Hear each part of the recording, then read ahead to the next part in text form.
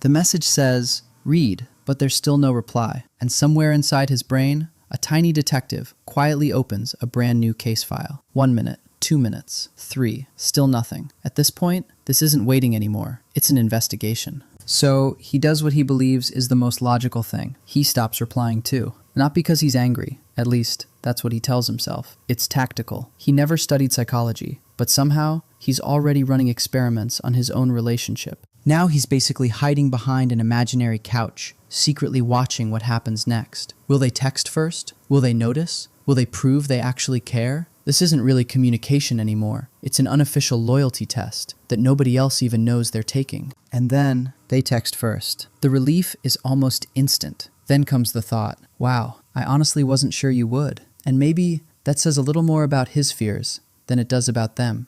Because here's what's really happening. Testing people usually isn't about control. It's often a quiet way of asking a question that's simply too scary to say out loud. Will you still stay, even if I make this a little harder? Somewhere, a long time ago, they learned that people don't always stay. And ever since, they've been looking for proof that someone finally will. The people who test others the most are often the people who are hurt the most. So if you've ever turned one unanswered text into a full-blown investigation, you're definitely not the only one. Subscribe to Why We Do, where we decode the mind, one suspicious silence at a time. He just gave the best presentation of his career. Everyone clapped.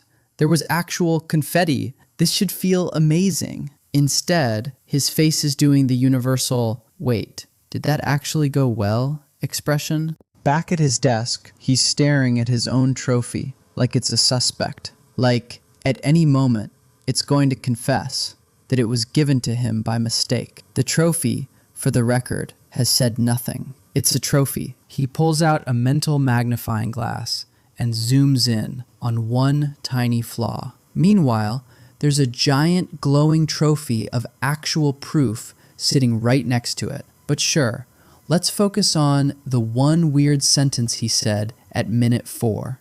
Thoughtful. In his head, it's basically a seesaw. One side is stacked with every doubt he's ever had. The other side has, like, one trophy. Guess which side wins? It's never the trophy. Here's what's actually going on. This is imposter syndrome. The smarter someone is, the more they notice everything they still don't know. And the brain mistakes that awareness for proof that they're not good enough. It's not. It's just awareness. The doubt was never proof he wasn't good enough. It was proof he actually cared. So, if you've ever interrogated your own trophy, subscribe to Why We Do, where we decode the mind, one overqualified doubt at a time.